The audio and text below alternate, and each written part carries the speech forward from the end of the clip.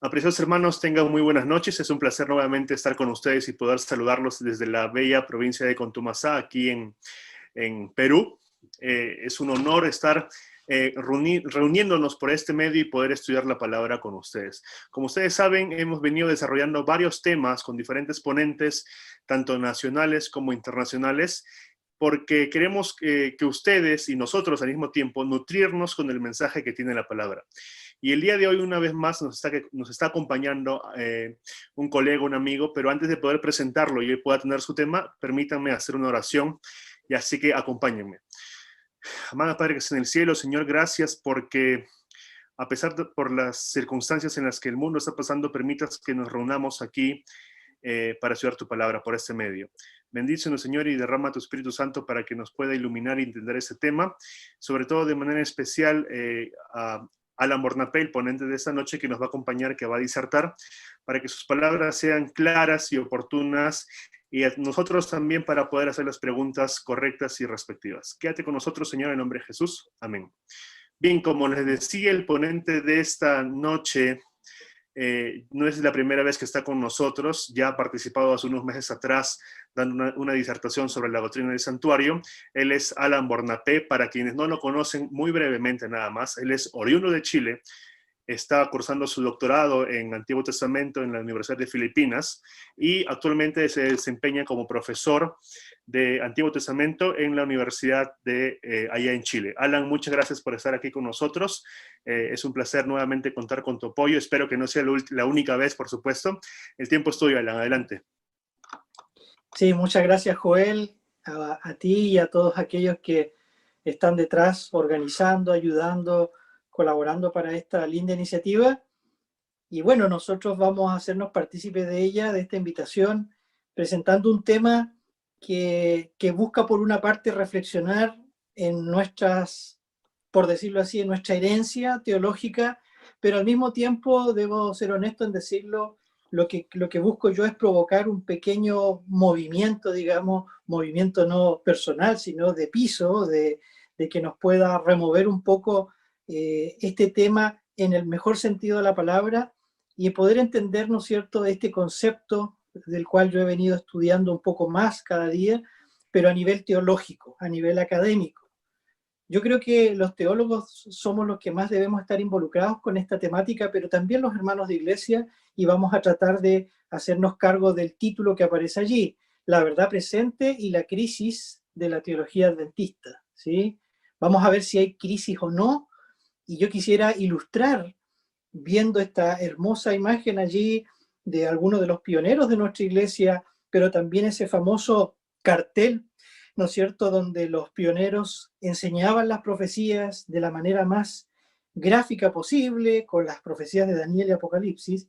Vamos a ver un poco de esto a continuación, y la imagen que sigue ahora intenta colocar como, digamos, como base, como la parte introductoria para la reflexión que vamos a hacer, lo que se refiere a la palabra crisis, que es una palabra junto quizás con pandemia y también con la palabra incertidumbre, son tres de las palabras que más se han utilizado durante este año, más que nunca. Esto viene de hace tiempo, pero este año, si ustedes ven a mano izquierda de la pantalla, es una foto, digamos, épica, algunos la ven de mi país, de mi propio país, con el estallido social, que así se le ha designado, se le ha llamado desde octubre del año 2019 hasta hoy, y que provocó una crisis que seguramente ustedes vieron en las noticias, con mucho destrozo, mucha violencia, mucho enojo, mucha ira social por la desigualdad, por las injusticias,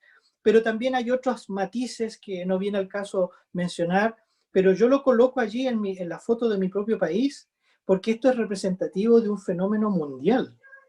Y ustedes allá en Perú, de quienes están lanzando esta señal y este programa, ustedes han tenido incluso hace poco algunos problemas con esto también, de carácter político-social. Tú vas a las últimas o recientes noticias de Francia, con algunas leyes un poco polémicas, y miras hacia todos los sectores, ni hablar en Estados Unidos, con las últimas elecciones, y uno se pregunta por qué está sucediendo esto simultáneamente hoy en día. Una crisis generalizada de carácter social, la gente está enojada y está haciendo notar ese enojo. La imagen de la pantalla, la parte derecha arriba, es una forma también de ilustrar lo que se le llama hoy en día el cambio climático, ¿sí? O calentamiento global. Pero también es una crisis de carácter ecológico. Y entonces la naturaleza está actuando en forma desordenada, cae más lluvia en lugares áridos, o a veces en momentos de invierno hay elevación de la temperatura y todo lo que ustedes conocen también. Y la última imagen también de la derecha abajo está tratando de representar lo que es la crisis económica. No solo producto de la pandemia, sino también de todo este endeudamiento, ¿no es cierto?, que se ha estado progresivamente dando con el sistema bancario a nivel internacional y así sucesivamente. Crisis en la cultura, crisis en la educación y crisis generalizada para entonces llegar a preguntarnos, ¿y cómo esto puede afectarlo, la palabra crisis, a la teología adventista? Noten ustedes, me estoy enfocando en la teología, el pensamiento teológico de la Iglesia. Entonces, a continuación, yo quiero comenzar esta reflexión con la imagen que sigue, y noten ustedes lo siguiente. Son preguntas. La pregunta primera sería, ¿será que la teología adventista se ha librado de la idea de una crisis generalizada? O sea, como que está todo en crisis, pero ¿y qué pasa con la teología si está todo en crisis, ¿no? ¿Será que le ha afectado, ¿no es cierto?, a nuestro pensamiento teológico? Puede afirmarse en nuestros días que el mensaje y la teología adventistas han sido impermeables a cualquier influjo teológico foráneo o al cambio o alteración de sus principales creencias. Y si la respuesta es positiva, si realmente hay una crisis también en la teología adventista, ¿dónde podemos observar esta crisis dentro de la teología adventista? ¿Dónde? ¿En qué lugar? ¿Dónde debemos mirar para poder ver una posible o no crisis? Entonces, a continuación, yo quisiera mencionar por lo menos 3 autores, podría haber mencionado más, pero por lo menos 3 autores bien representativos de la teología adventista que sugieren lo siguiente a manera de diagnóstico. El primero, conocido por ustedes, ¿no es cierto?, es Ángel Manuel Rodríguez, director del Instituto de Investigación de Biblia Bíblica por muchos años y ahora todavía director asociado. Y él constantemente argumentó la idea, y le parece a él, que es el gran problema de la Iglesia en la unidad. Y no solo lo dice él, lo dicen muchos otros, pero él hizo un fuerte énfasis en el concepto de unidad de la Iglesia. El gran problema de la teología adventista y muchas cosas que suceden en la Iglesia es la unidad. No hay unidad, dice Ángel Manuel Rodríguez. Y ustedes le echan una mirada a los libros que él ha estado editando, que editó en el último tiempo, y todos tienen que ver con la misionología, con la eclesiología, el remanente y la teología de la esperanza y todo este tema, pero siempre con un foco en el tema de la unidad, ¿sí? En cambio, George Knight, el famoso historiador de la iglesia, de nuestra iglesia, de nuestra, digamos, denominación, él dice que hay por lo menos 2 grandes o 3 aspectos grandes que tendrían que mostrar esta crisis. El primero es la institucionalización de la iglesia. Cuando él habla de esto, especialmente en su libro, que se traduce así, ¿no es cierto?, aunque está mal la traducción, pero es lo que se le llama la neutralización del adventismo, así se lo ha traducido, pero es más que eso. Y él dice, lo ilustra de una manera muy gráfica, si ustedes se acuerdan en ese libro, al comienzo, dice que la iglesia es como una mujer obesa, ¿no?, que está en la puerta de su casa y con 2 grandes bolsas llenas de mercadería en cada brazo. Y ella quiere entrar, esta mujer, pero para entrar o tiene que dejar, por un lado, las instituciones, que vendría a ser en una bolsa, ¿no es cierto?, están allí, o la otra bolsa, que en este momento no me recuerdo, pero debe dejar otra cosa, ¿no es cierto?, quizás el cambio o algún otro tipo de situación, y entonces tiene que tomar una decisión porque no puede entrar, no la dejan entrar las 2 bolsas hacia la casa. Entonces, él hizo por muchos años este énfasis en que la iglesia en un periodo, digamos, de un par de años, llegó a suceder, a pasar por unas 5 etapas que pasa toda institución, y en este caso la iglesia también, y entonces nosotros estaríamos en la última etapa donde después de esa tiene que haber un cambio. Es lo que sugiere Josh Knight. También él dice que hay un problema con la autoridad, el concepto de autoridad, y liderazgo de los administradores. Y bueno, no necesito mencionar mucho aquí porque ustedes seguramente han escuchado en reiteradas ocasiones el nombre de Josh Nye hablando en forma muy fuerte contra el liderazgo, incluso contra el liderazgo de la Asociación General, y él lo escribe en forma abierta y clara en sus libros. En cambio, y por último, Fernando Canale, el conocido teólogo sistemático por más de 30 años allí o 25 años en la Universidad de Andrews, él sugiere dos cosas, que, ¿no es cierto?, el diagnóstico podría ir por la idea de que no hemos tomado en serio el santuario como sistema teológico y todo lo que implica en eso, y tiene bastantes textos acerca de esto. Pero otro aspecto que requiere más tiempo, más estudio, y de eso hay muy, muy poquito dentro de la teología adventista, pero él es uno de los que trabaja mejor esto, es el tema del secularismo. Es decir, y ahí está el título que me parece a mí que la UPU publicó la versión en español, ¿no? Que es el título Adventismo secular, ¿no?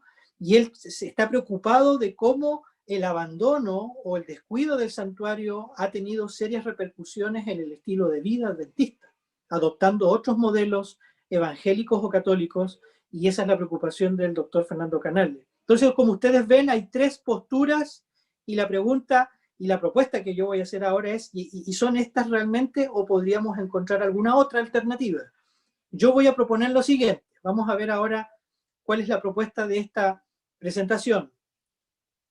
Yo sugiero de que, tristemente, y hay que decirlo en forma muy clara, muy categórica, ha habido por lo menos un gran abandono de la verdad presente, y vamos a ver qué se refiere a ese concepto en los círculos teológicos adventistas, ¿sí? Y es fuerte la tesis, pero repito, hay un abandono de la verdad presente. Se la conoce, se la entiende más o menos, se la estudia, pero este es el énfasis. En los círculos de los teólogos adventistas no se la toma muy en serio y por eso no avanzamos con el contenido de nuestro mensaje. Entonces, la sugerencia y propuesta de investigación y que vamos a presentar ahora implicaría, y eso es lo que más me preocupa a mí, tres implicancias del concepto de verdad presente. Hay tres elementos y que nosotros vamos a revisar uno por uno a continuación. Veamos cuáles son estas tres implicancias. La primera, número uno, es que la verdad presente como un sistema de conocimiento teológico integrado tiene efectos directos en la forma de hacer exégesis, teología y misión. Noten ustedes que yo no estoy entrando a estudiar la verdad presente y a explicarla, aunque voy a hacerlo en forma muy breve al principio, porque yo supongo que los teólogos, y me estoy dirigiendo especialmente a los colegas teólogos, conocen o entienden en parte esta idea, qué es la verdad presente, aunque yo, repito, la voy a repasar un poco.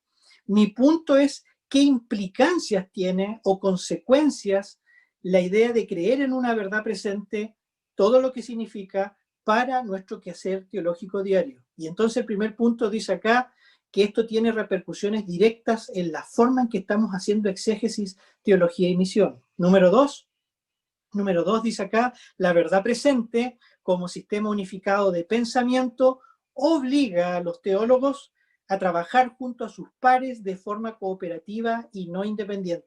Ya vamos a revisar qué se refiere todo eso.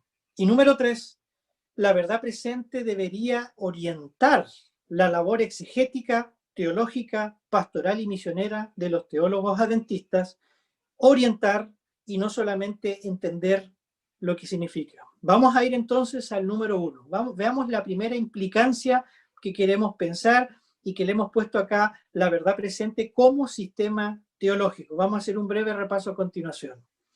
Entonces, yo a su mano derecha he puesto solo 3 libros, podría haber puesto más, donde estos 3 autores, Alberto Tim, Fernando Canale con su tesis y sus escritos, y también el doctor Roy Graf con su tesis doctoral publicada hace muy poquito, ambos, todos ellos, los 3, tratan de entender cómo el santuario puede ser, ¿no es cierto?, o funcionar como un sistema teológico, ya sea que uno lo argumenta de un punto de vista más del ser de Dios y de la filosofía, como es el caso del doctor Canale, en el caso de Roy Graf, como dice su título, viendo a Cristo y su obra en el santuario como el principio que articula y une, como los rayos de de un aro, ¿no es cierto?, de una rueda. Cristo es el centro en la que se unifican todos ¿no es cierto?, las verdades principales, o en la que a mí me parece la mejor tesis que se ha escrito sobre este tema, porque aborda los dos grandes aspectos del mensaje de la verdad presente,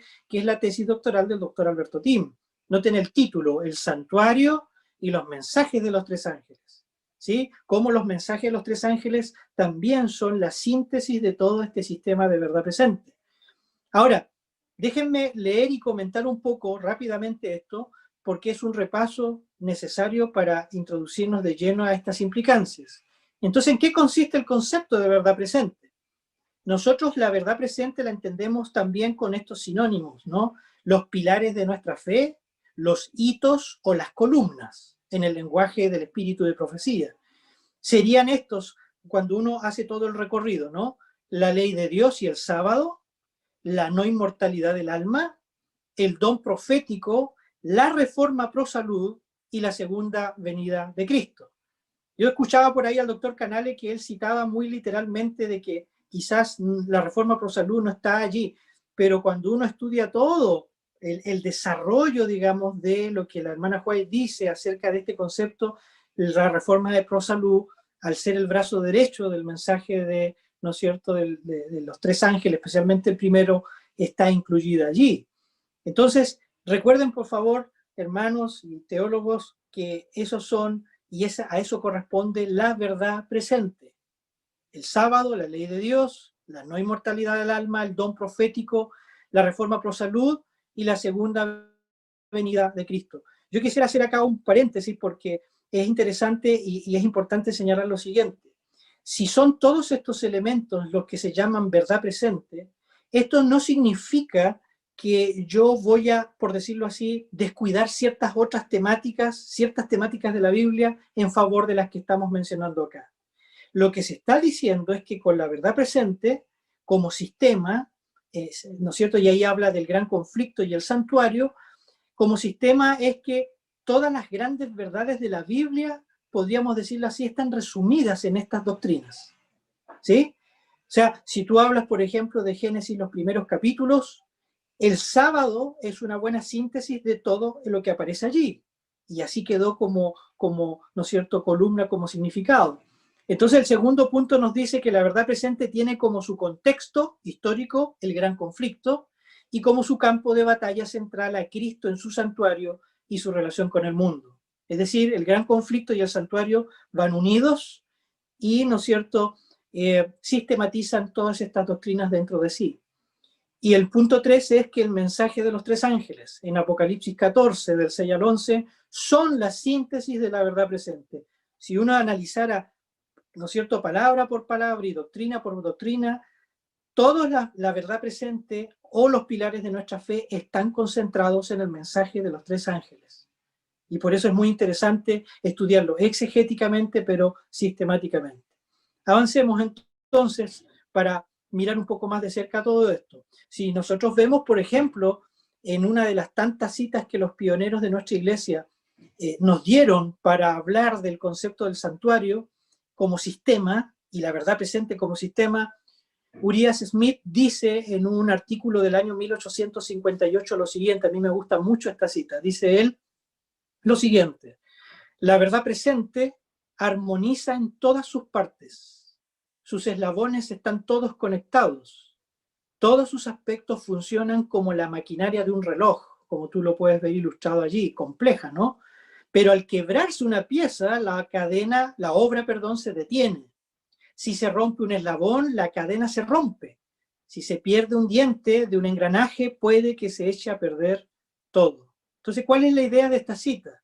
Que la verdad presente, que tiene, repito, su contexto histórico en el conflicto de los siglos, y, ¿no es cierto?, como el armazón que vincula con Cristo en el centro, vincula toda esta verdad presente, como dice acá, el engranaje de un reloj, que funciona en forma armoniosa y unida, compacta, pero si tú sacas un elemento de este reloj, ¿qué le sucede a todo el engranaje y al sistema? Se echa a perder.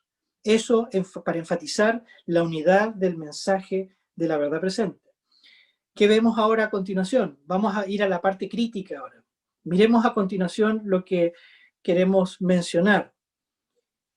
Entonces, ¿en qué consistiría esta crisis de la teología adventista? Esta es la parte central de la crítica, ¿no es cierto? Y de esto que estamos diciendo de abandono de la verdad presente hoy. Número uno, hoy en día vemos muy permanentemente que hay una exégesis academicista, crítica, en todo el sentido de la palabra, y vanguardista.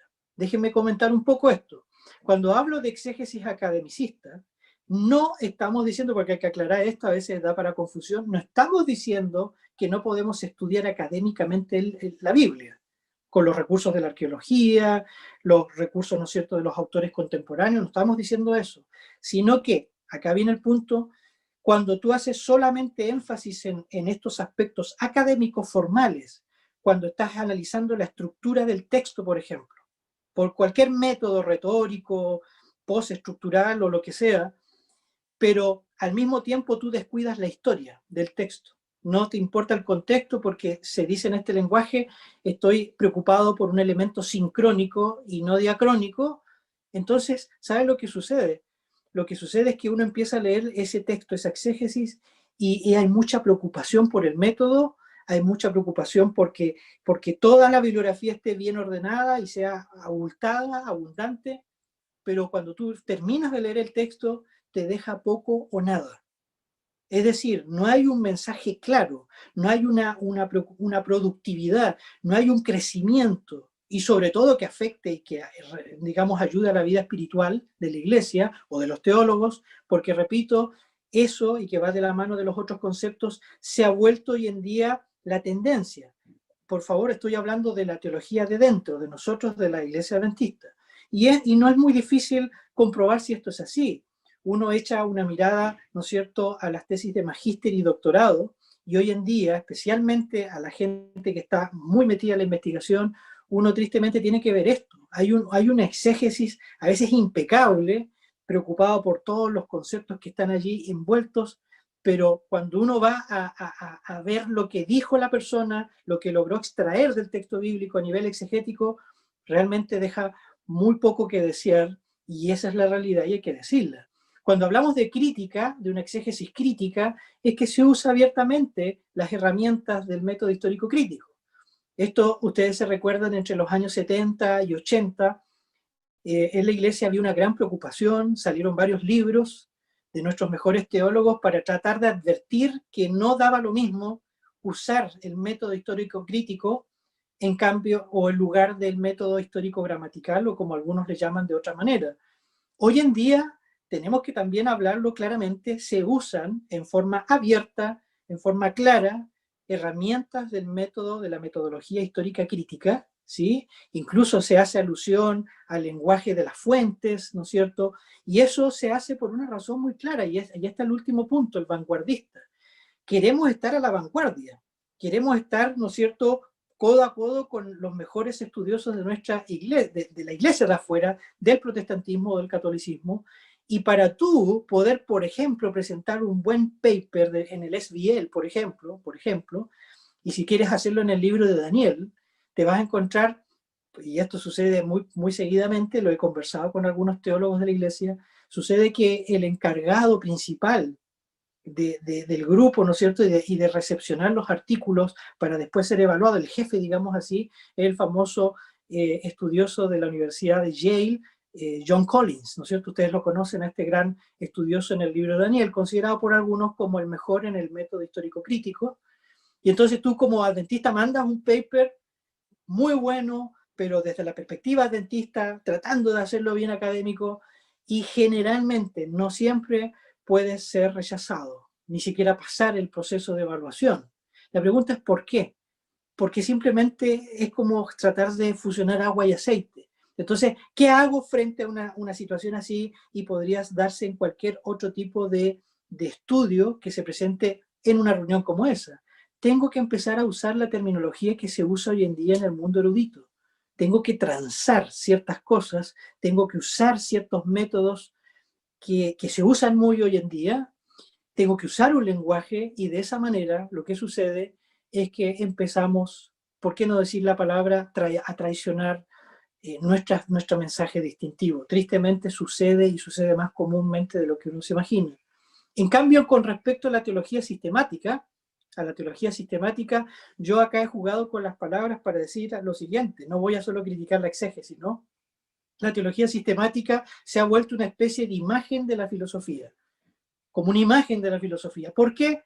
Porque la teología sistemática, cuando uno la lee dentro de la iglesia adventista, especialmente la más reciente, uno en realidad no sabe si está frente a una obra teólogos de teología sistemática bíblica que toma en serio el principio sola escritura, o en realidad está leyendo algo que está más preocupado de usar el lenguaje complejo de la filosofía y no en realidad hacerse eco del pensamiento bíblico.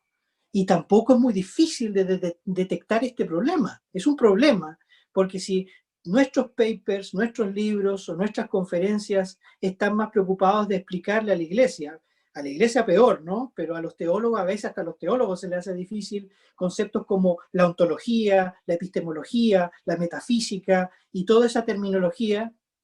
Repito de nuevo, a nivel académico a veces es necesario conocer estas cosas, pero si solo mi trabajo está preocupado de tomar estos conceptos que son estrictamente filosóficos para poder explicar la Biblia, tenemos que problematizar eso, tratar de preguntarnos si eso está bien o no, porque, insisto, cuando nuestra preocupación es solo esa, y en realidad en la praxis no queremos ver cómo opera el pensamiento de la Biblia, entonces nos hacemos una imagen de la filosofía.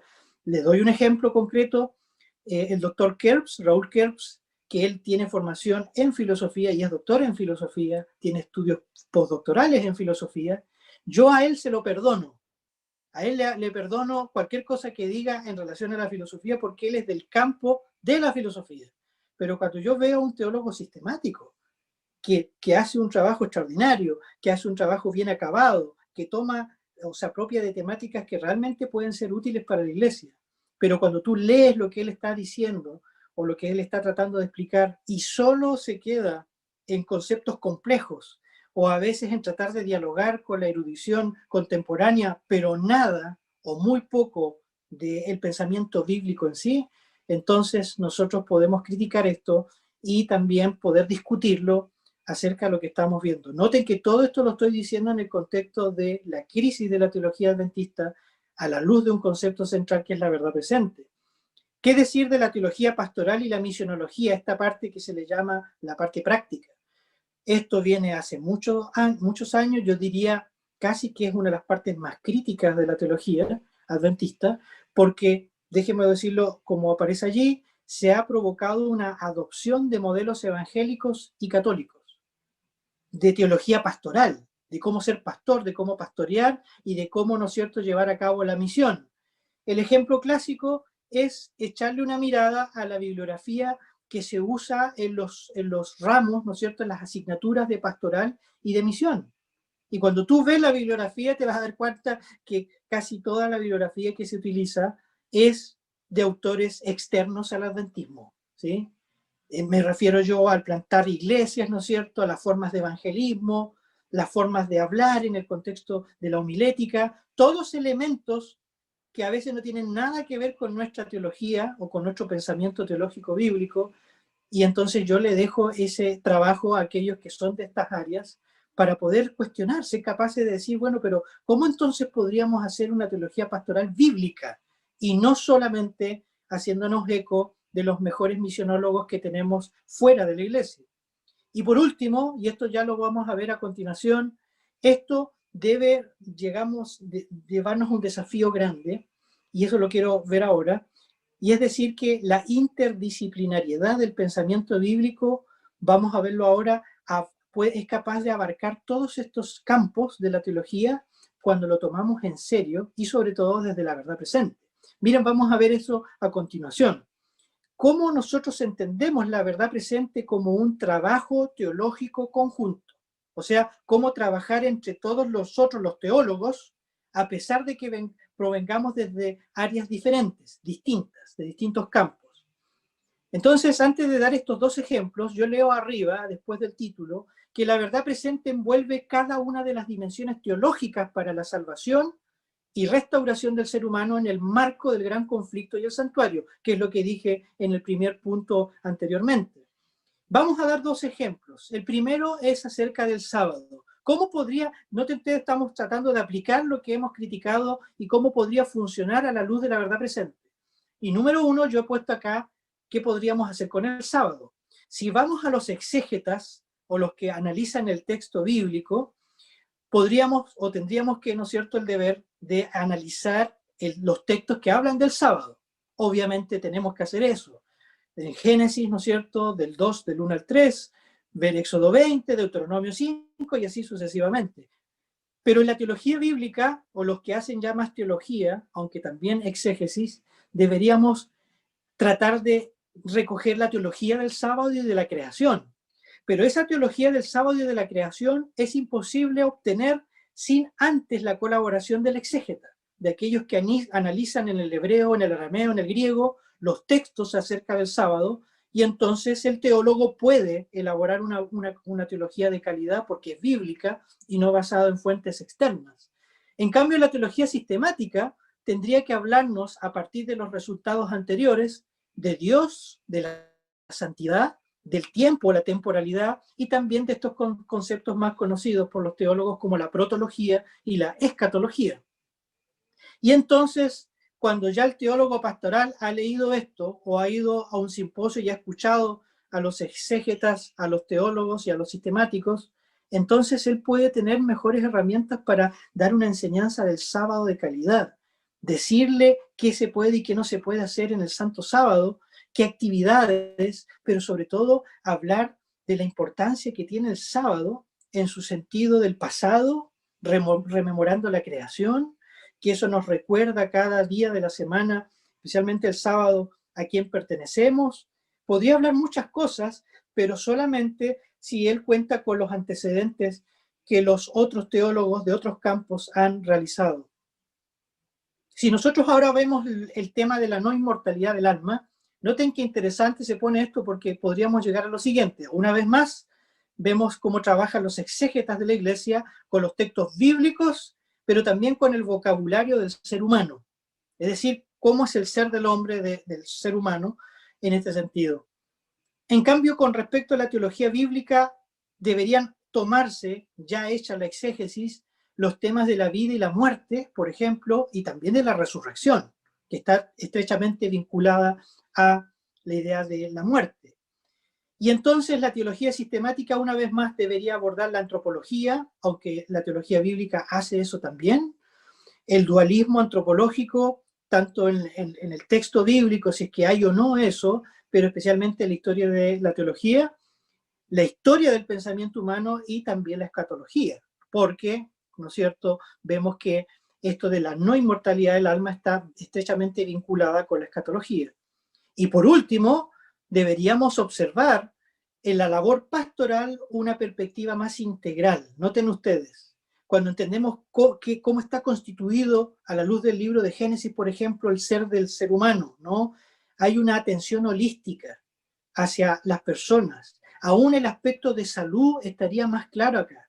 Y nosotros como pastores no solamente haríamos énfasis en lo espiritual, sino que al entender el ser del hombre en su totalidad, nuestro énfasis sería en todas las dimensiones antropológicas de las personas. ¿Cómo podemos saber eso? ¿Cómo puede mejorar nuestra atención pastoral de calidad y nuestra misión en colaboración con los exégetas y con los teólogos?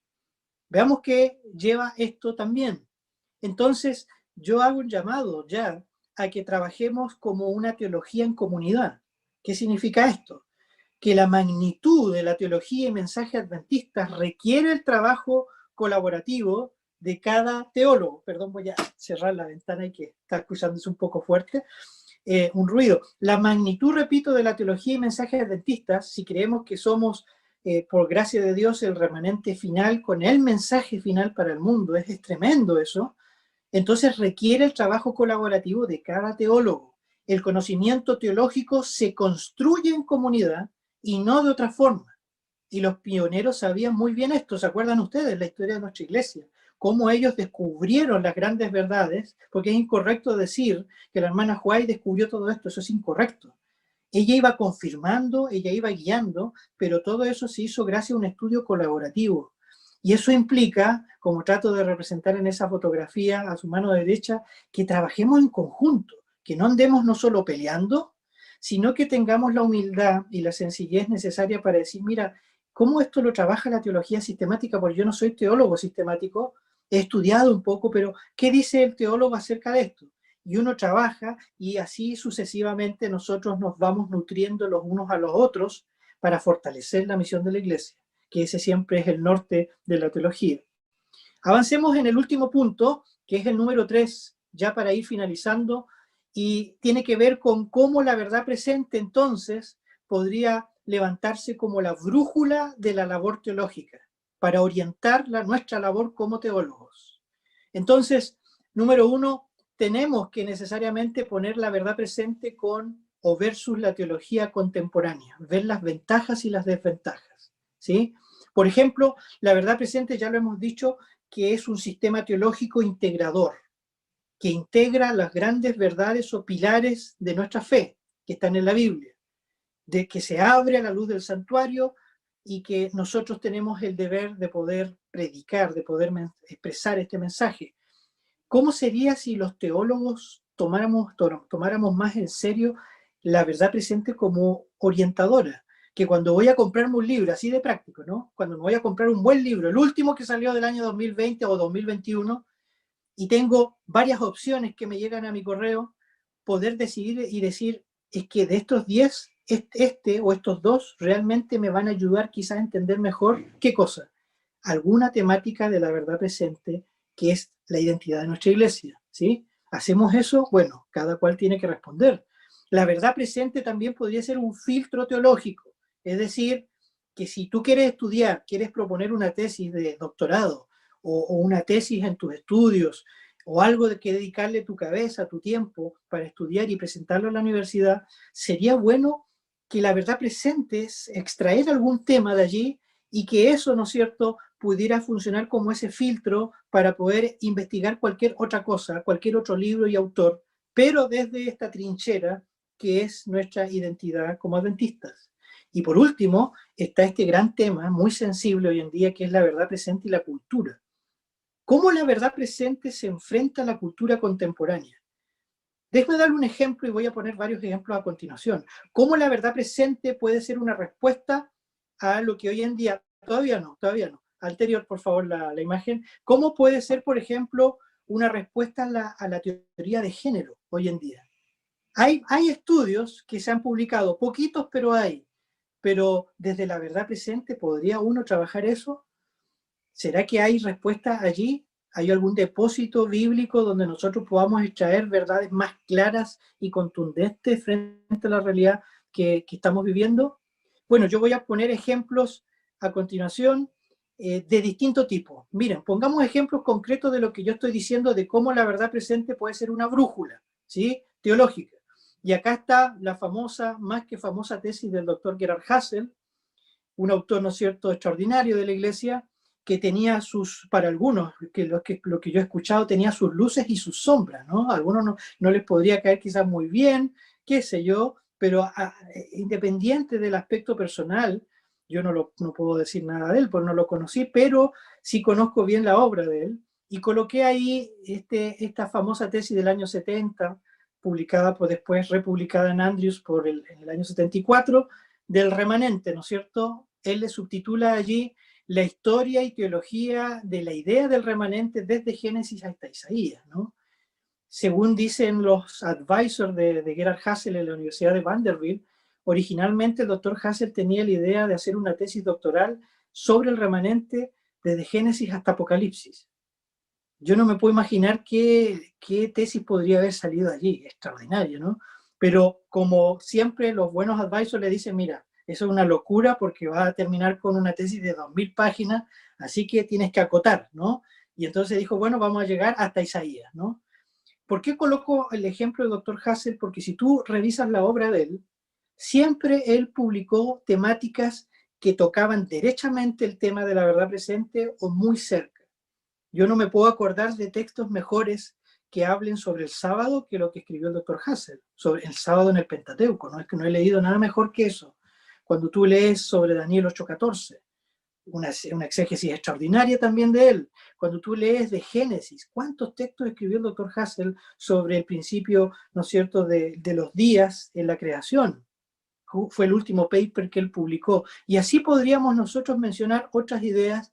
Y entonces la pregunta que nos hacemos, ¿por qué él publicaba a nivel erudito, académico, tantos temas que tenían que ver con la teología adventista? Es decir, yo lo coloco solo como ejemplo a él y podría poner a otros que académicamente, en forma rigurosa, trabajan la verdad presente, pero creyendo firmemente en ella. Y el tema del remanente es un tema aglutinante que aborda muchas otras más y que tiene que ver con las profecías, por cierto. Miren, a continuación voy a mostrar otra idea desde una perspectiva diferente.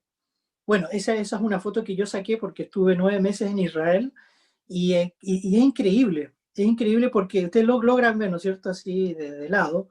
Esta la saqué de la Universidad, ¿no es cierto?, Hebrea de Jerusalén, y también está en todas las bibliotecas que pude visitar antes que me agarrara la pandemia. En todas las bibliotecas, cada vez que tú pones en el buscador, en el catálogo, remanente, siempre aparece la tesis de doctor Hassel, desde el año 70. O sea, ¿qué estoy queriendo ejemplificar con eso?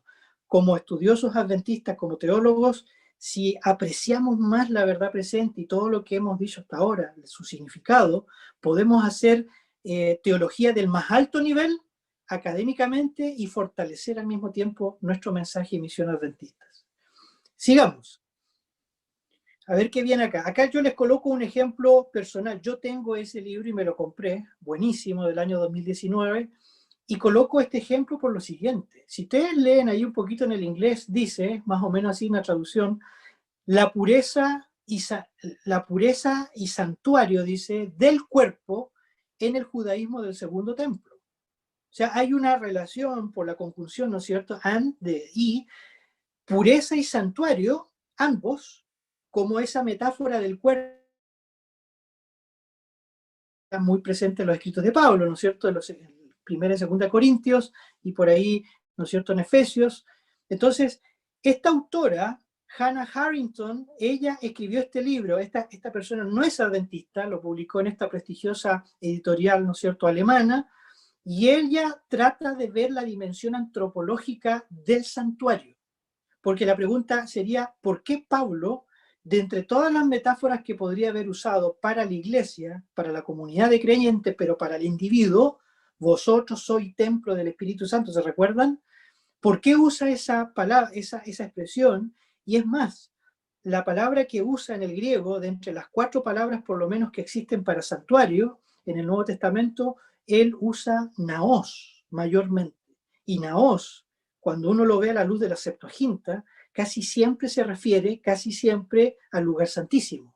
O sea, ni siquiera hasta podríamos tratar de ver si encaja o no en la traducción. Vosotros no solo sois templo, sino diríamos, vosotros sois lugar santísimo del Espíritu Santo. ¿Qué implicancias tiene eso? ¿Por qué no estudiar más la dimensión antropológica del santuario? ¿Hay algún paper, alguna tesis doctoral entre nosotros que estudie eso? Ahí hay un campo virgen en nuestra iglesia y eso podríamos nosotros usarlo como otro ejemplo. Avancemos. Ya estoy casi ya hacia el final de nuestra presentación. Ahora, hablando del punto de vista más de la filosofía, quisiera hacer un ejemplo distinto, pero siempre pensando en la importancia de la verdad presente y la crisis que hay en nuestra teología adventista. Paul Ricoeur, ¿no es cierto?, que fue un muy conocido filósofo, que también era a todo esto protestante, un filósofo francés, él en el año 65 publicó lo que es en la interpretación al español sería Freud, una interpretación de la cultura. Y en ese libro, él es el que acuñó por primera vez lo que aparece en el título acá, que llamó a 3 grandes personajes del siglo, ¿no es cierto?, XIX y XX como los maestros de la sospecha. ¿Quiénes son? Bueno, son estos señores que ustedes se recordarán bien. El que está más a la mano derecha, Sigmund Freud, de inicios del siglo XX. El que está al medio, ¿no es cierto?, es Friedrich Nietzsche, que nació en una fecha muy interesante. Busquen cuándo nació Friedrich Nietzsche, se van a sorprender. Y también a su mano izquierda está el famoso teórico social social y especialmente económico, Karl Marx. Miren el grupito que hay ahí, ¿no es cierto? Estos tres grandes pensadores.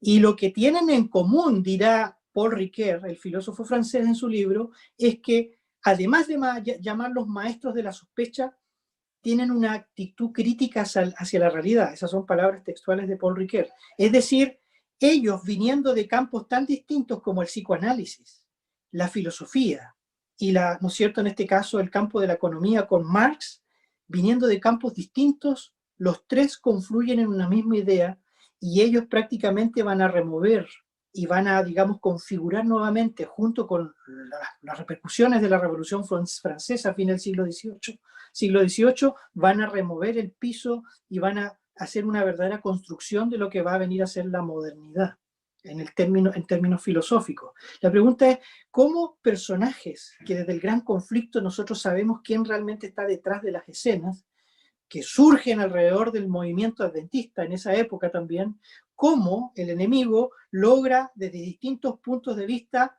trabajar el pensamiento humano, aún desde los campos tan diferentes como lo que hemos mencionado? ¿Qué pasaría si los teólogos o los pensadores de la Iglesia se unieran desde la verdad presente y trabajaran en conjunto? Imagínense qué sucedería con nuestra misión.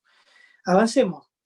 Creo que este es ya el último ejemplo que tenemos a continuación, y que es de un filósofo holandés que ha presentado lo siguiente. Estoy primero hablando del filósofo que está ahí, Rens Both, que está a mano derecha, y que él ha propuesto en el año 2015, de allí en adelante, lo que llama una nueva historia de las humanidades. Y es muy interesante su propuesta, porque él dice lo siguiente: en un estudio interdisciplinario, aborda todas las disciplinas de las ciencias humanas. Si nosotros le echáramos una mirada al índice de su libro, nos daríamos cuenta que Rens Both lo que hace es analizar todas las ciencias humanas, e incluso toca muy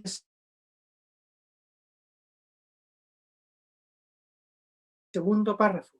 El autor sostiene que en la historia de las humanidades, cuando se buscaron y emplearon modelos, y lo subrayé allí, modelos y principios, fue cuando más logros y descubrimientos se obtuvieron para beneficio de las sociedades. Es decir, cuando tú tienes un modelo y no algo disperso, no cuando alguien trabaja por allá en musicología, en historia, en filosofía y en cualquier otro ámbito del saber, dice, las humanidades no crecieron, no se alcanzaron grandes logros humanos, descubrimientos, avances. Pero cuando los seres humanos trabajan con modelos y principios que traten de articular las distintas disciplinas, en este caso de las humanidades, funcionó mucho mejor la historia humana. Entonces nosotros tenemos como adventistas un modelo, el gran modelo del santuario. Le hemos estado sacando el provecho, repito, no trabajando aisladamente, como que se publica un libro de exégetas de Antiguo Testamento o de Nuevo, pero los teólogos sistemáticos publican por otro lado otra cosa.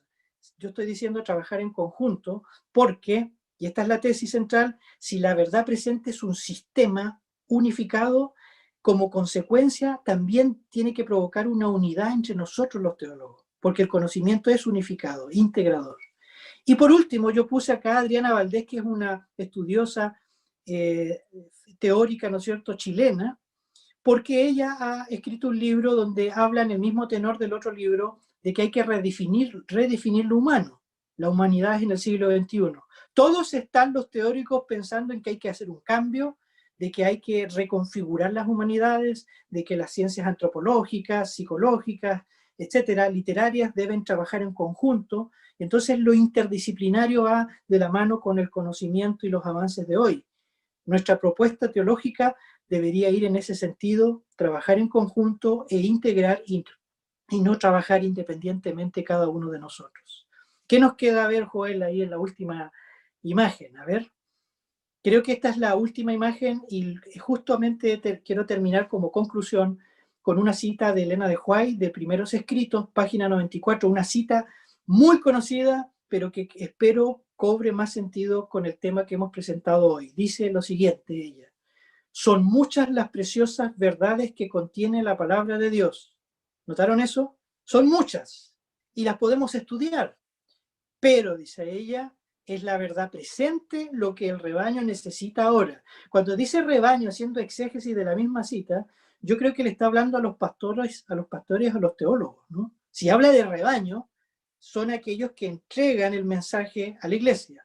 Sigue diciendo ella, he visto el peligro, o sea, dice, hay peligro que existe de que los mensajeros, ¿quiénes son los mensajeros? Hablemos ahora, pues cambiémosle la palabra, pues vamos a ponerlo así.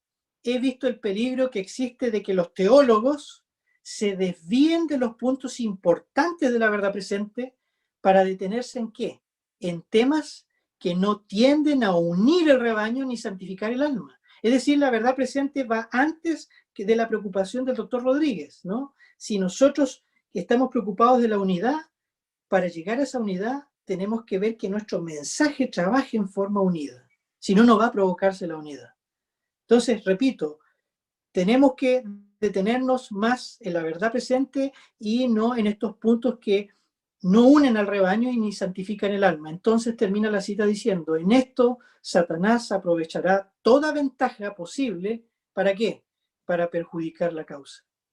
O sea, que Dios nos ayude para poder entender este tema valioso, pero no solo entenderlo, sino integrarlo en nuestra investigación teológica para que sea un orientador, para que sea una brújula y que cada estudio, que cada investigación seria al más alto nivel que hagamos, lo hagamos para sustentar más nuestro mensaje precioso que hemos recibido y poder cumplir con la misión desde el ámbito teológico. Así que Dios les bendiga. Gracias, Alan, por la presentación de esta noche. Estamos en deuda una vez más contigo. Tenemos algunas preguntas que nos han hecho llegar a través del grupo de Telegram. Solamente para recordarte, esta capacitación que estamos desarrollando no solamente es para teólogos o administradores o profesores de teología. Hay gente que acá nos está acompañando que no tiene formación en teología, profesionalmente, pero que está interesada en conocer más, como decíamos al inicio, de las escrituras. Entonces, algunas preguntas van a ir en ese tenor, ¿no?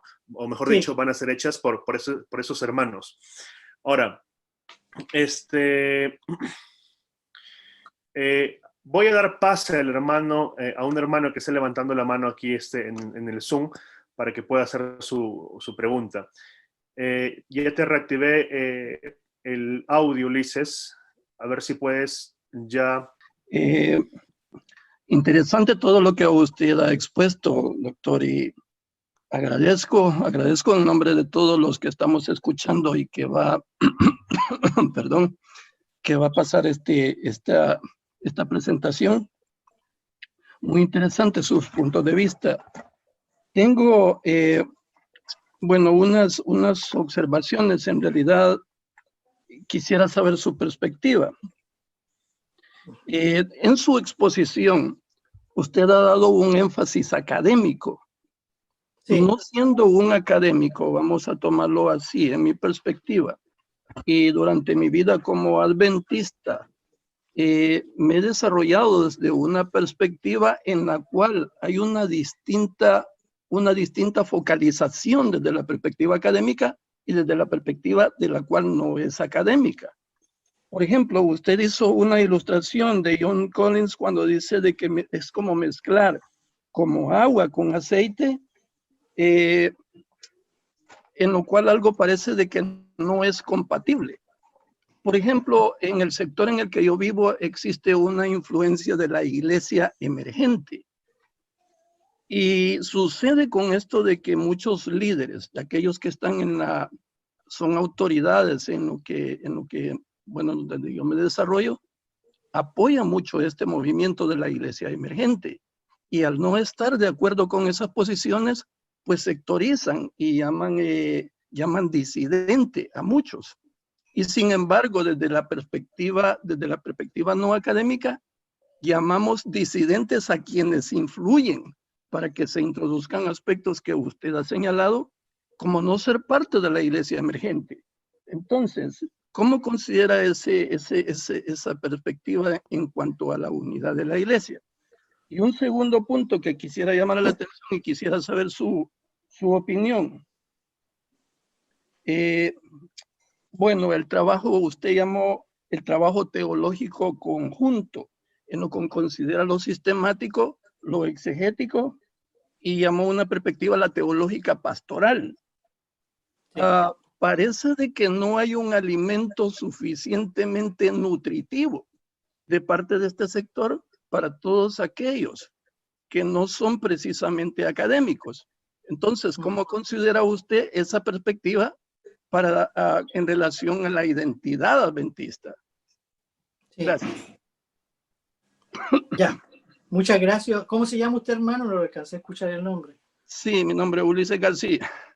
Ulises, un gusto conocerlo, hermano Ulises, aunque sea por este medio, y con todo gusto respondo a su pregunta, a las dos preguntas. La primera, la preocupación de la iglesia emergente.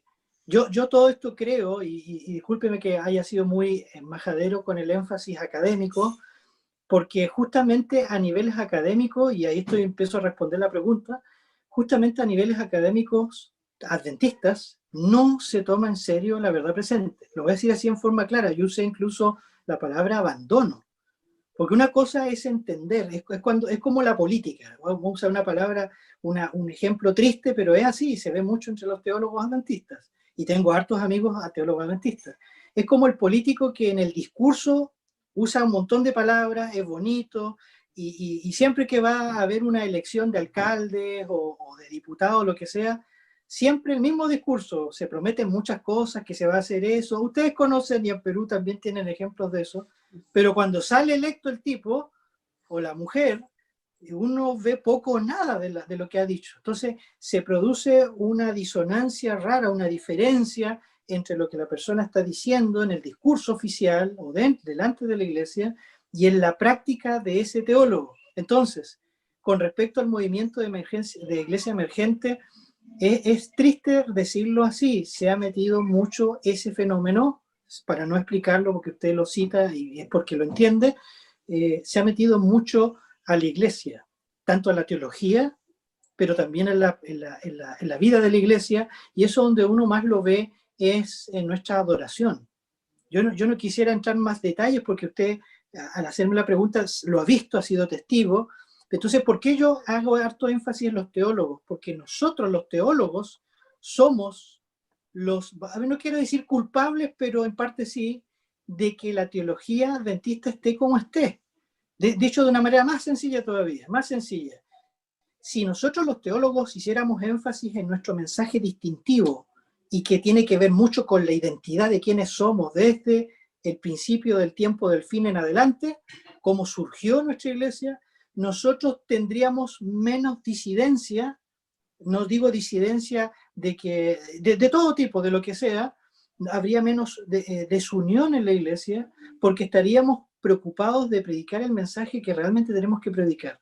Pero cuando estamos con ideas foráneas, extranjeras, externas, preocupados más por las luces que hay en la iglesia, si son de color violeta, si no tengo que usar más ropa formal, donde a veces la discusión gira en torno de si hay que usar o no batería y guitarra eléctrica, todo eso es discutible, pero si solo estamos preocupados de eso y los problemas dentro de la iglesia, déjenme usar el lenguaje así bien sencillo, hermano, el diablo nos está ganando la batalla de qué rato, porque está distrayéndonos mientras nosotros deberíamos predicar el mensaje que Dios nos legó en forma tan clara, no ambigua, ni siquiera académica, y que cualquier ser humano puede entender. Entonces, la teología, si tenemos problemas con nuestra identidad, y lo voy a decir bien, y me puedo traer problemas con esto, pero tengo que decirlo en forma responsable, gran parte de la crisis de la teología adventista, y ese fue el tema de mi título, se debe a culpa de los teólogos nosotros, que no trabajamos bien este tema y de esa manera no le proveemos el alimento sólido a la iglesia, porque recuerde usted que yo puse eso en la presentación, se hace la exégesis, trabajan los teólogos en conjunto, pero finalmente este alimento, sea en un libro, en un paper o en un sermón, tiene que llegar a la iglesia, ¿sí? Y llega ese mensaje distorsionado, llegan teorías extrañas o con por ejemplo, un concepto de justificación por la fe realmente diferente al que por mucho tiempo se creó, digamos, creíamos en la iglesia, y la pregunta que uno tiene que hacerse es ¿por qué? Entonces el efecto dominó, si usted, hermano Ulises, lo lleva hasta atrás, hasta el origen, y se pregunta, pero ¿de dónde viene este problema? ¿Por qué estamos predicando esto? El punto final, a donde va a llegar al final de la pared, del muro, es que esto partió desde la teología y de los teólogos que están enseñando algo que no es adventista. No sé si me entiende la idea. Entonces, nosotros como teólogos somos muy responsables. Dios va a pedir, va a demandar mucho de nosotros, porque somos los que nos dedicamos a estudiar esto, somos los que estamos encargados de formar a los futuros líderes de la iglesia, pastores, ¿no es cierto?, y teólogos, pero si les entregamos una teología que no es la teología que hemos recibido y que está vinculada a nuestra identidad, entonces la praxis de la iglesia, la misión o el trabajo va a estar mal enfocado, porque el punto de partida está malo, o está alterado, o hay algo, hay un énfasis, como por ejemplo usted decía, en la iglesia emergente, que se van a llegar a practicar ¿qué cosa? Meditación trascendental dentro de la iglesia. Vamos a empezar a hacer cuestiones que uno ve dentro de los círculos católicos, y uno dice, ¿cómo llegamos a esto?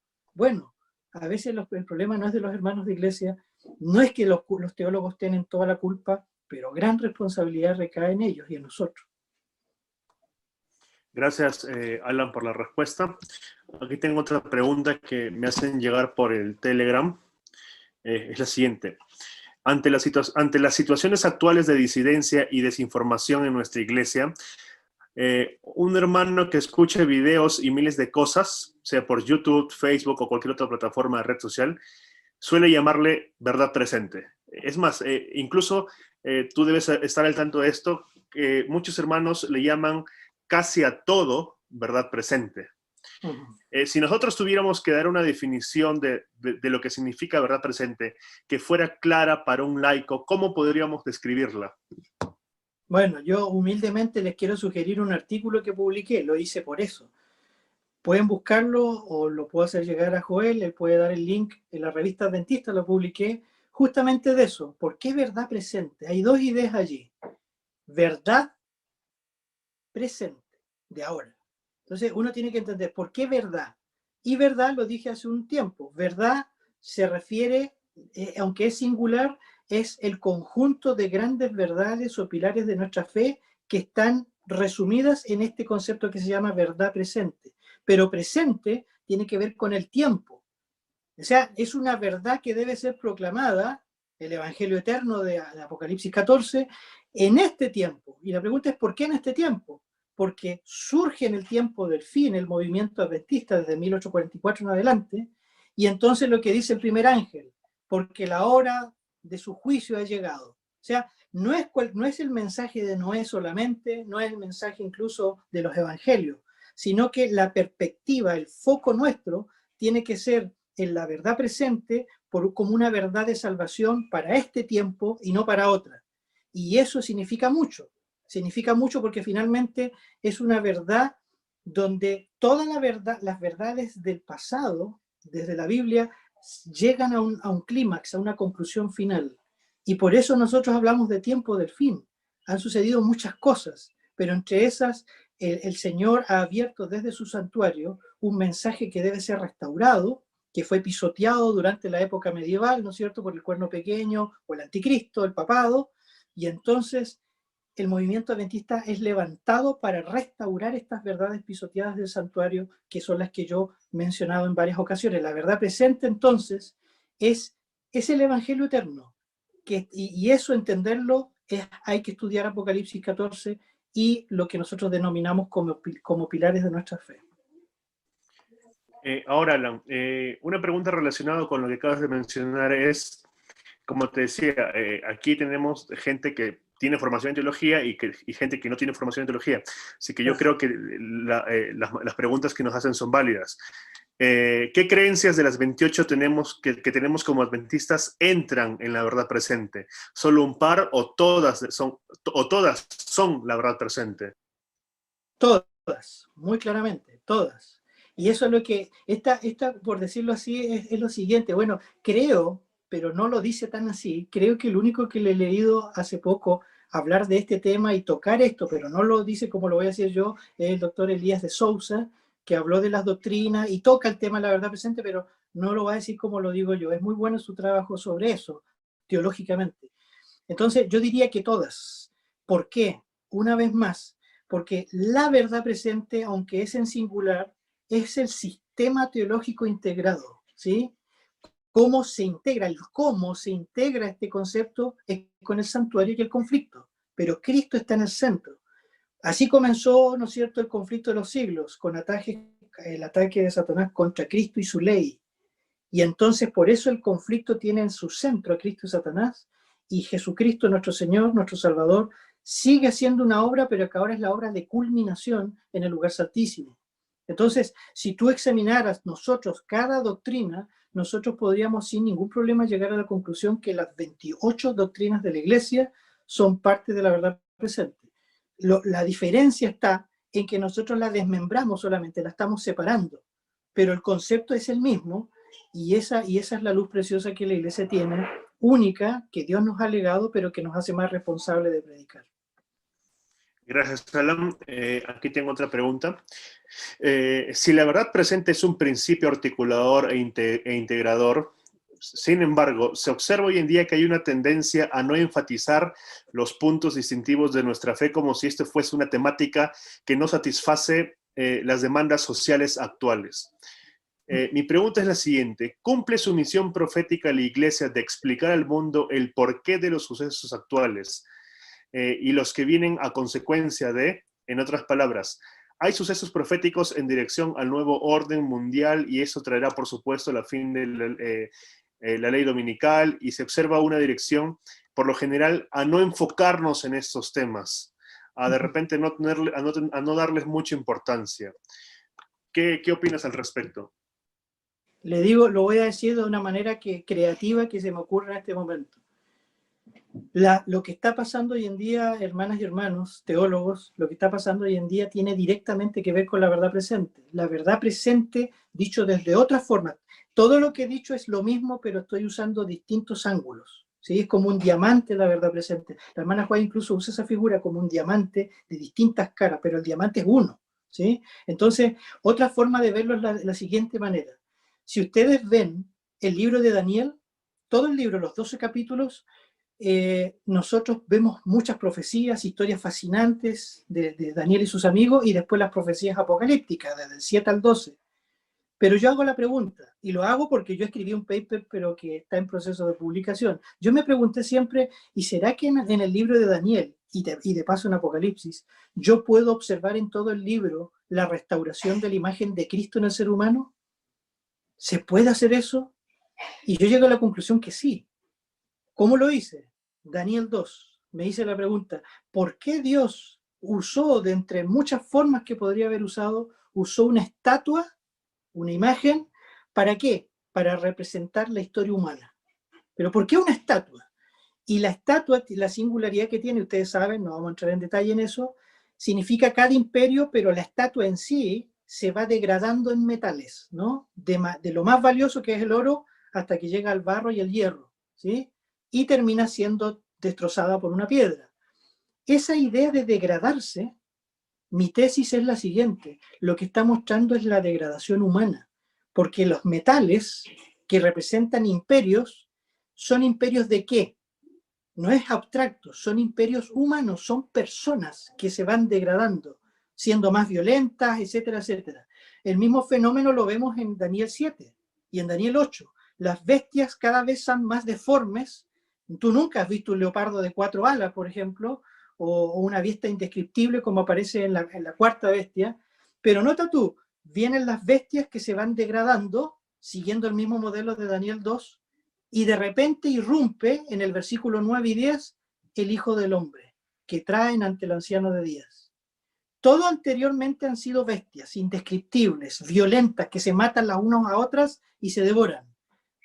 Recuerda, son seres humanos, imperios, pero son seres humanos que se han degradado al nivel de los animales, de las bestias, más abajo que eso. Y de repente, rápido aparece el Hijo del Hombre. ¿Qué te está diciendo eso en un punto de vista, digámoslo así, más filosófico, en el sentido simple? Que el ser humano cada vez se ha degradado más, pero solamente hay uno, con mayúscula, que viene a restaurar la imagen. Por eso se llama el Hijo del Hombre, porque ya se ha desconfigurado la imagen de Dios en el ser humano, pero viene uno al santuario, ¿no es cierto?, frente al anciano de días, a restaurar lo que se ha perdido, como el segundo Adán, dirá Pablo. Entonces, Cuando llegas al 12, finalmente, cuando llega al capítulo 12, ves que hay un gran tiempo de angustia y hay un fuerte énfasis en que el conocimiento va a aumentar, ¿no es cierto?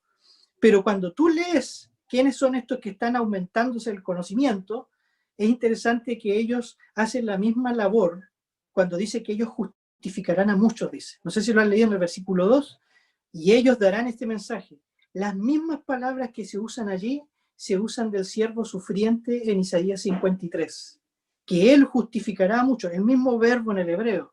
Entonces, ¿qué estoy queriendo decir en resumen? Que el libro de Daniel uno puede ver como un hilo de oro todo el proceso mediante el cual Dios quiere restaurar la imagen suya en los seres humanos. A contraste del otro grupo, bestias, estatua que se degrada, macho cabrío, el cuerno pequeño, y posteriormente rey del norte y rey del sur, siempre hay poderes antagónicos a Dios, pero Dios conserva un remanente a través del cual quiere restaurar su imagen y dar su mensaje. Cuando tú lees el libro de Daniel así, cobra vida, porque ya Cristo es el centro del libro de Daniel y hay un proceso de transformación de la mente humana, del carácter del Señor en el ser humano, y entonces ya esta cuestión no tiene que ver con que nos tienen todo encerrado en la pandemia, que están acabando con las libertades religiosas y los derechos civiles. Todo eso está pasando hoy en día. Hay pandemia, hay cambio climático, hay todo eso, hay inmoralidad. Pero eso es menor en relación a lo que Dios sí en paralelo está haciendo entre sus hijos. En resumen, digamos, el mundo y la raza humana va hacia abajo, va, digamos, descendiendo, cada vez más degradándose y destruyendo de paso al mundo, a la tierra. Pero en paralelo, Dios no va a dejar a su pueblo solo. Y Dios va derramando su espíritu. Se retira su espíritu de la tierra, pero el Espíritu Santo sí viene a estar con sus hijos, y mientras los seres humanos van hacia abajo, los hijos de Dios van hacia arriba. Van siendo desarrollados su carácter, éticamente, desde el punto de vista de la salvación. Por lo tanto, en resumen, todo lo que está pasando tiene mucho que ver, porque están las profecías, pero lo que más quiere hacer el Señor es reproducir su carácter en medio de su pueblo, como insistentemente lo dice también el espíritu de profecía. Tienen que ver, pero hay que darle ese enfoque cristológico central para poder darle sentido a lo que está pasando hoy en día. Gracias una vez más, Ala. Un par de preguntas más ya para ir acabando. En tu presentación tú mencionaste que hay de que el adventismo hoy en día está copiando ciertas tendencias del mundo evangélico y católico.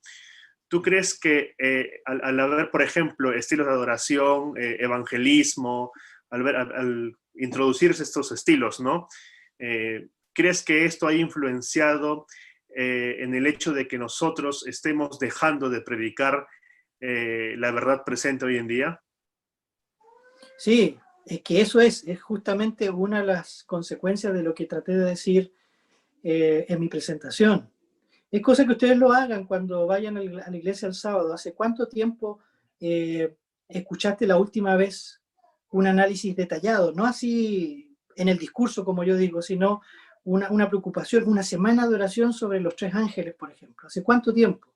¿Hace cuánto tiempo no hemos escuchado un mensaje que tenga que ver con la no inmortalidad del alma?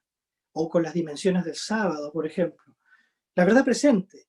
¿Hace cuánto tiempo no hemos escuchado un tema que hable del lugar santísimo y lo que nuestro Señor Jesucristo está haciendo? Yo siempre me gusta ser muy claro con los hermanos, porque es algo que, la verdad, la Biblia es profunda, pero es muy sencilla. Y una vez una persona me dijo, mire, usted hace mucho énfasis en el santuario acá, el santuario allá, y yo ya no quiero ver más del santuario, me dijo. Entonces yo le hice pensar un poquito, le dije, mire, ¿usted cree que es cristiano usted? Sí, por supuesto, se ofuscó, se enojó, por supuesto que soy cristiano. ¿Y usted es adventista? Sí.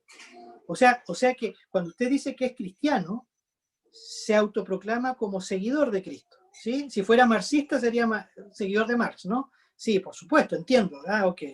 Ahora, si usted es seguidor de Cristo, se supone que usted trata de seguir la doctrina de Cristo y la persona de Cristo siempre. Por supuesto, dijo. Ahora yo le hago otra pregunta. ¿Dónde está el Señor Jesucristo en este momento? Según usted entiende.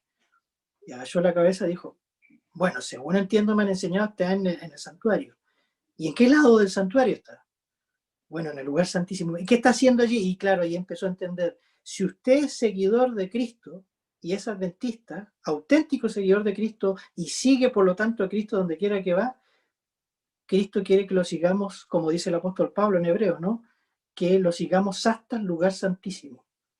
Pero tristemente, Joel, y a los que me escuchan, muchos hermanos de iglesia no entienden y ni siquiera estudian lo que Jesús está haciendo en el lugar santísimo, diciéndose a sí mismos cristianos, seguidores de Cristo, que tienen una imagen de Cristo en la vida de los evangelios, en la cruz, aún en la resurrección, pero hay un desconocimiento a veces total, porque lo que está haciendo Jesús en el lugar santísimo tiene directa relación conmigo, directa. No tiene sentido, el santuario en la antigüedad tenía que ver con eso. ¿Por qué debía purificarse el santuario? Se purificaba porque había una contaminación previa de mis pecados como israelitas. ¿Se dan cuenta? No tiene sentido ninguno, absoluto, no tiene sentido purificar el santuario de algo, ¿no es cierto?, que no existe. Es de los pecados de los seres humanos del pueblo de Israel. Lo mismo con el santuario celestial. Por eso yo hablaba de la dimensión antropológica del santuario. Pablo está hablando de eso. Pero vuelvo a insistir, como está esta teología de la verdad presente en crisis en nuestra iglesia, se conoce, se entiende un poquito allá, he leído allá, algo he predicado, pero los teólogos nosotros, que tenemos una buena responsabilidad, no la tomamos en serio esto, lo conocemos, lo estudiamos, pero en realidad no lo integramos dentro de nuestra investigación teológica. Gracias, Alan. La última pregunta. Hermano, simplemente para decirles que lamentablemente nos gustaría responder todas las preguntas. Yo he hablado más de una vez con Alan, buen tiempo, hemos chateado y también buen tiempo. Lamentablemente el tiempo no alcanza, así que, Alan, con tu permiso, Sí. voy a compartir tu correo electrónico y aparte de la presentación que me has compartido, para que el hermano que si tenga alguna duda pueda escribirte y contactarte directamente. Con todo gusto, con todo gusto. Alan, acá hay una pregunta interesante que me están haciendo ahorita.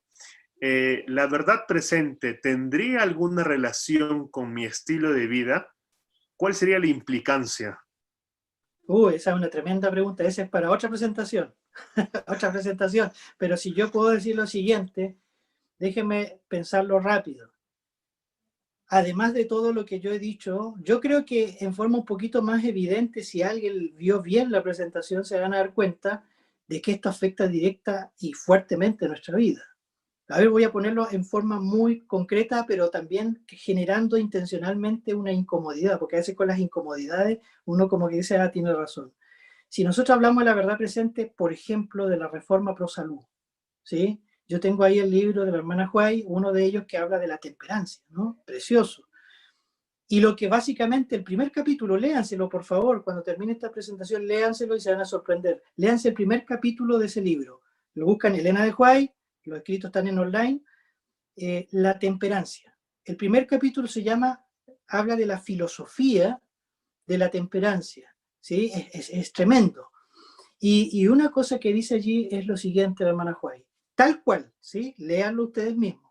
Ella dice que la alimentación, lo que comemos, tiene directa implicancia en nuestra santificación. Y uno dice, wow, eso sí que no...